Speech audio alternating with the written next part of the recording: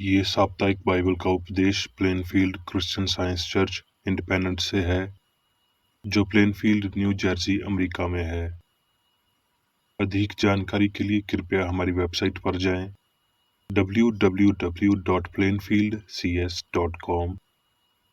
आपके अध्ययन के लिए ये पाठ रविवार 5 मई 2024 के लिए है। विषय: हमेशा की सजा। स्वर्णपथ यशाया। जब तक यहोवा मिल सकता है तब तक उसकी खोज में रहो, जब तक वो निकट है तब तक उसे पुकारो। उत्तरदायी ध्यान। यशाया भजन संहिता। दुष्ट अपनी चाल चलन और अनर्थकारी अपने सोच विचार छोड़कर यहोवा ही की ओर फिरे, वो उस पर दया करेगा। वो हमारे परमेश्वर की ओर फिरे और वो पूरी रीति से क्षमा करेगा। यहोवा दयालु और अनुग्रहकारी, विलंब से कोप करने वाला और अति करुणामय है। वो सर्वदा वादा विवाद करता न रहेगा, न उसका क्रोध सदा के लिए भड़का रहेगा। उसने हमारे पापों के अनुसार हमसे व्यवहार नहीं किया और ना हमारे अधर्म के अनुसार हमको बदला दिया है। जैसे आकाश पृथ्वी के ऊपर ऊंचा है, वैसे ही उसकी करुणा उसके डरवियों के ऊपर प्रबल है। उदयाचल अस्ताचल से जितनी दूर है, उसने हमारे अपराधों को हमसे उतनी ही दूर कर दिया है। जैसे पिता अपने बालकों पर दया करता है, वैसे ही यहोवा अपने डरवियों पर दया करता है। पाठ उपदेश बाइबल में से यशाया। यहोवा यूं कहता है, अपनी प्रसन्नता के समय मैंने तेरी सुन ली, उद्धार करने के दिन मैंने तेरी सहायता की है। मैं तेरी रक्षा करके तुझे लोगों के लिए एक वचा ठहराऊंगा, ताकि देश को स्थिर करे और उजड़े हुए स्थानों को उनके अधिकारियों के हाथ में दे दे, और बंधुओं से कहे, बंदीघर से निकल आओ, और जो अंधियारे में हैं उनसे कहे, अपने आप को दिखलाओ। वो मार्गों के किनारे किनारे पेट भरने पाएंगे, सब मुंडे टीलों पर भी उनको चराई मिलेगी। और मैं अपने सब पहाड़ों को मार्ग बना दूंगा और मेरे राजमार्ग ऊंचे किए जाएंगे। हे आकाश जय जयकार कर, हे पृथ्वी मगन हो, हे पहाड़ों गला खोल कर जय जयकार करो, क्योंकि यहोवा ने अपनी प्रजा को शांति दी है और अपने दीन लोगों पर दया की है। उत्पत्ति। अपने पिता को मिट्टी देकर यूसुफ अपने भाइयों और उन सब समेत जो उसके पिता को मिट्टी देने के लिए उसके संग गए थे, मिस्र में लौट आया। जब यूसुफ के भाइयों ने देखा कि हमारा पिता मर गया है, तब कहने लगे, कदाचित यूसुफ अब हमारे पीछे पड़े और जितनी बुराई हमने उससे की थी सबका पूरा पलटा हमसे ले। इसलिए उन्होंने यूसुफ के पास ये कहला भेजा कि तेरे पिता ने मरने से पहले हमें ये आज्ञा दी थी कि तुम लोग यूसुफ से प्रकार कहना कि हम विनती करते हैं कि तू अपने भाइयों के अपराध और पाप को क्षमा कर। हमने तुझसे बुराई की थी, पर अब अपने पिता के परमेश्वर के दासों का अपराध क्षमा कर। उनकी ये बातें सुनकर यूसुफ रो पड़ा, और उसके भाई आप भी जाकर उसके सामने गिर पड़े और कहा, देख, हम तेरे दास हैं। यूसुफ ने उनसे कहा, मत डरो, क्या मैं परमेश्वर की जगह पर हूँ? यद्यपि तुम लोगों ने मेरे लिए बुराई का विचार किया था, परंतु परमेश्वर ने उसी बात में भलाई का विचार किया, जिससे वो ऐसा करे जैसा आज के दिन प्रगट है कि बहुत से लोगों के प्राण बचे हैं। सो अब मत डरो, मैं तुम्हारा और तुम्हारे बाल बच्चों का पालन पोषण करता रहूंगा। इस प्रकार उसने उनको समझा बुझा कर शांति दी। यूहन्ना। परंतु यीशु जैतून के पहाड़ पर गया और भोर को फिर मंदिर में आया, और सब लोग उसके पास आए और वो बैठकर उन्हें उपदेश देने लगा। तब शास्त्री और फरीसी एक स्त्री को लाए जो व्यभिचार में पकड़ी गई थी, और उसको बीच में खड़ी करके यीशु से कहा, हे गुरु, ये स्त्री व्यभिचार करते ही पकड़ी गई है। व्यवस्था में मूसा ने हमें आज्ञा दी है कि ऐसी स्त्रियों को पथरावा करें। सो तू इस स्त्री के विषय में क्या कहता है? उन्होंने उसे परखने के लिए ये बात कही थी ताकि उस पर दोष लगाने के लिए कोई बात पाए। परंतु यीशु झुककर उंगली से भूमि पर लिखने लगा। जब वो उससे पूछते ही रहे तो उसने सीधे होकर उनसे कहा कि तुम में जो कोई निष्पाप हो वही इसको पहले पत्थर मारे। और फिर झुककर भूमि पर उंगली से लिखने लगा। परंतु वो ये सुनकर बड़ों से लेकर छोटों तक एक एक करके निकल गए, और यीशु अकेला रह गया और स्त्री वहीं बीच में खड़ी रह गई।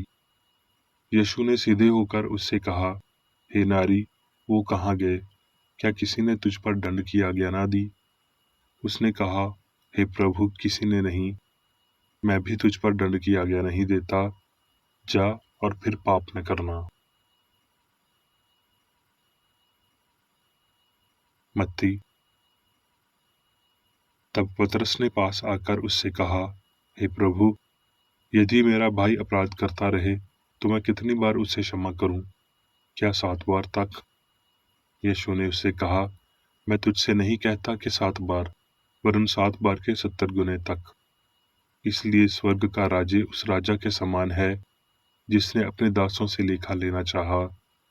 जब वो लेखा लेने लगा तो एक जन उसके सामने लाया गया जो 10,000 तोड़े ठहराता था। जबकि चुकाने को उसके पास कुछ न था, तो उसके स्वामी ने कहा कि ये और इसकी पत्नी और लड़के बाले और जो कुछ इसका है सब बेचा जाए और वो कर्ज चुका दिया जाए। इस पर उस दास ने गिरकर उसे प्रणाम किया और कहा, हे स्वामी, धीरज धर, मैं सब कुछ भर दूंगा। तब उस दास के स्वामी ने तरस खाकर उसे छोड़ दिया और उसका उधार क्षमा कर दिया। इतिहास। क्योंकि तुम्हारा परमेश्वर यहोवा अनुग्रहकारी और दयालु है, और यदि तुम उसकी ओर फिरोगे तो वो अपना मुंह तुमसे ना मोड़ेगा। भजन संहिता। हे यहोवा, कान लगाकर मेरी सुन ले, क्योंकि मैं दीन और धारिण हूँ। मेरे प्राण की रक्षा कर, क्योंकि मैं भक्त हूँ। तू मेरा परमेश्वर है, इसलिए अपने दास का जिसका भरोसा तुझ पर है उद्धार कर। हे प्रभु, मुझ पर अनुग्रह कर, क्योंकि मैं तुझी को लगातार पुकारता रहता हूँ। अपने दास के मन को आनंदित कर, क्योंकि हे प्रभु, मैं अपना मन तेरी ही ओर लगाता हूँ। क्योंकि हे प्रभु, तू भला और क्षमा करने वाला है, और जितने तुझे पुकारते हैं उन सबों के लिए तू अति करुणामय है। हे यहोवा, मेरी प्रार्थना की ओर कान लगा और मेरे गिड़गिड़ाने को ध्यान से सुन। संकट के दिन मैं तुझको पुकारूंगा, क्योंकि तू मेरी सुन लेगा। हे प्रभु, देवताओं में से कोई भी तेरे तुल्य नहीं, और ना किसी के काम तेरे कामों के बराबर हैं। ग्रंथियों। हम तो सीमा से बाहर घुमंड कदापि ना करेंगे, परंतु उसी सीमा तक जो परमेश्वर ने हमारे लिए ठहरा दी है, और उसमें तुम भी आगे हो, और उसी के अनुसार घुमंड भी करेंगे। मत्ती। हे मेरे पिता के धन्य लोगों, आओ उस राज्य के अधिकारी हो जाओ जो जगत के आदि से तुम्हारे लिए तैयार किया हुआ है। अब मैं मेरी बेकर एडी द्वारा क्रिश्चियन साइंस की किताब विज्ञान और स्वस्थ शास्त्रों की कुंजी के साथ के साहस संबंधी अंश पढ़ूंगा। विज्ञान और स्वस्थ। क्रिश्चियनिटी का विज्ञान हाथ से पंखे के साथ गेहूं को अलग करने के लिए आता है। ज्ञान ईश्वर को अशक्त घोषित करेगा, और मसीही धर्म उस घोषणा और उसके ईश्वरीय सिद्धांत को प्रदर्शित करेगा, जिससे मानव जाति शारीरिक, नैतिक और आध्यात्मिक रूप से बेहतर होगी। दुष्ट अपनी चाल चलन और अनर्थकारी अपने सोच विचार छोड़कर यहोवा ही की ओर फिरे। क्रिश्चियन साइंस भौतिक इंद्रियों के प्रमाण से ऊपर उठती है, परंतु यदि आप स्वयं पाप से ऊपर नहीं उठे हैं, तो बुराई या उस भलाई के प्रति अपने अंधेपन के लिए स्वयं को बधाई ना दें, जिसे आप जानते हैं और आपने किया नहीं। एक बेईमान स्थिति मसीही विज्ञानतिका से बहुत दूर है। जो अपने अपराध छिपा रखता है, उसका कार्य सफल नहीं होता, परंतु जो उनको मान लेता है और छोड़ भी देता है, उस पर दया की जाएगी। यीशु की प्रार्थना, हमें हमारे पापों को माफ कर दो, क्षमा की शर्तों को भी निर्देशित किया। व्यभिचारी स्त्री को क्षमा करते हुए उसने कहा, जा और फिर पाप मत करना।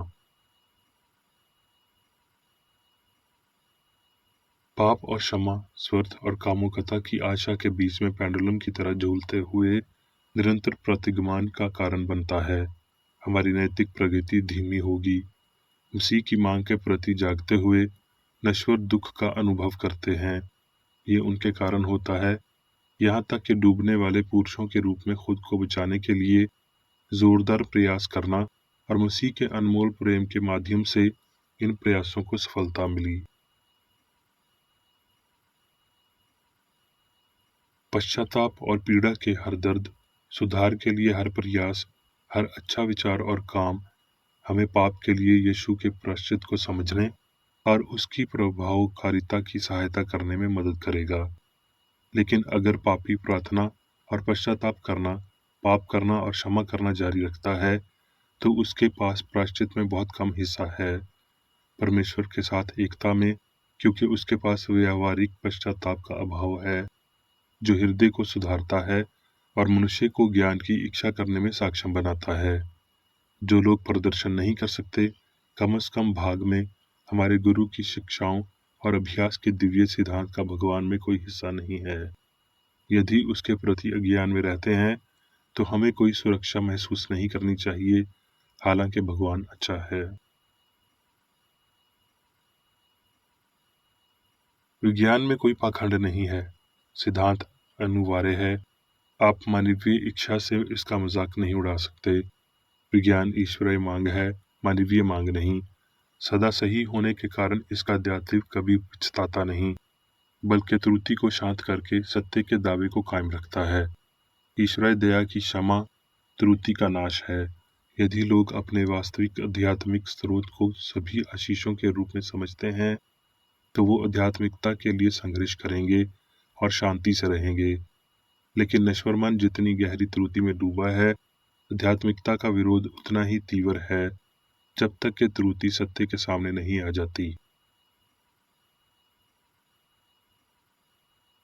अपराध पर लगाम लगाने, हिंसा के कार्यों को रोकने या उन्हें दंडित करने के लिए अदालतें और निर्णायक मंडल नश्वर लोगों का न्याय करती हैं और उन्हें सजा देती हैं।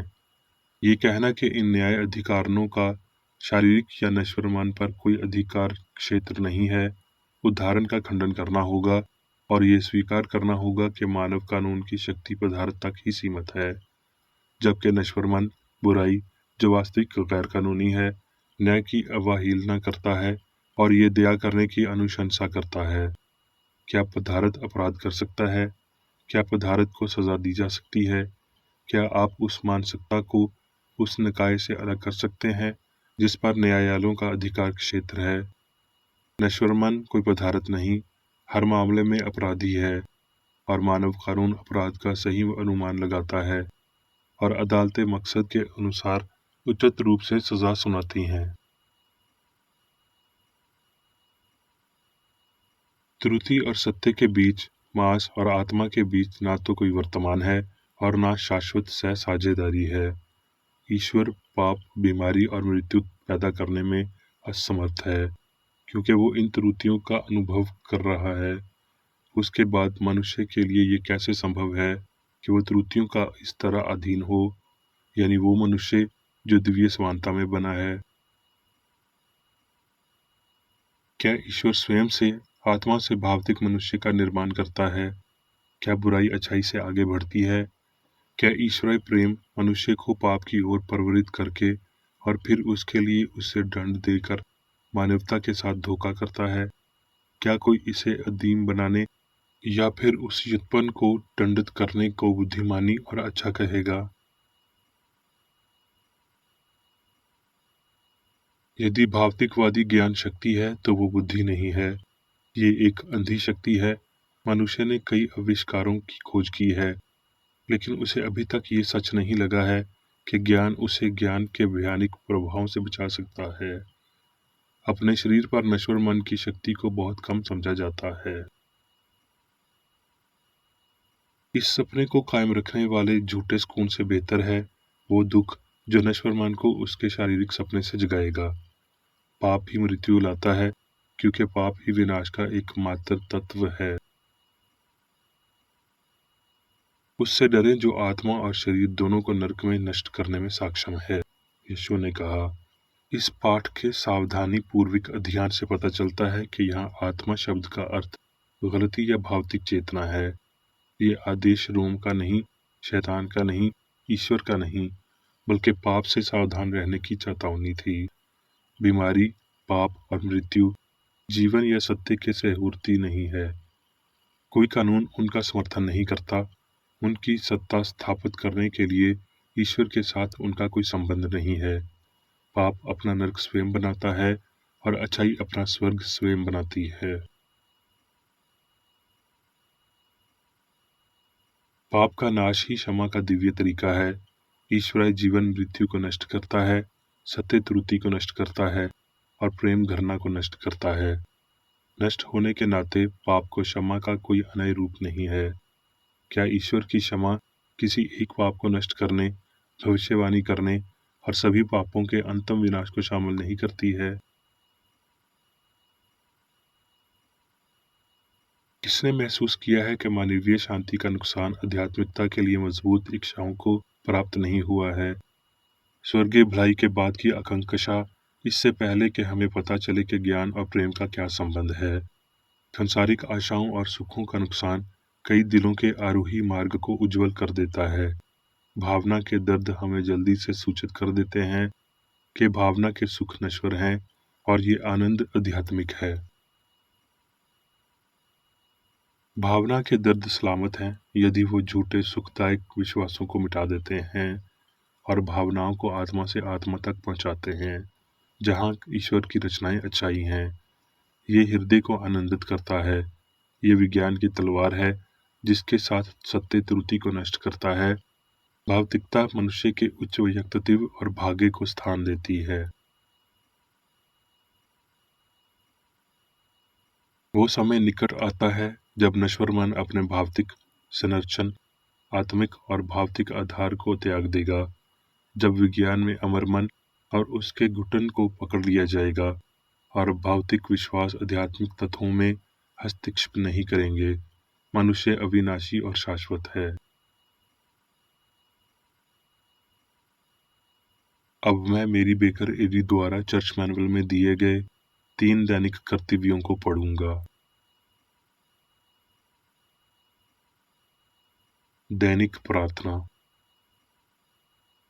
प्रत्येक दिन प्रार्थना करने के लिए इस चर्च के प्रत्येक सदस्य का कर्तव्य होगा, तुम्हारा राज्य आए, ईश्वरी सत्य, जीवन और प्रेम के शासन को मुझ में स्थापित कर और मुझ पर शासन कर, और तेरा वचन सभी मनुष्यों के स्नेह को समृद्ध कर सकता है और उन पर शासन कर।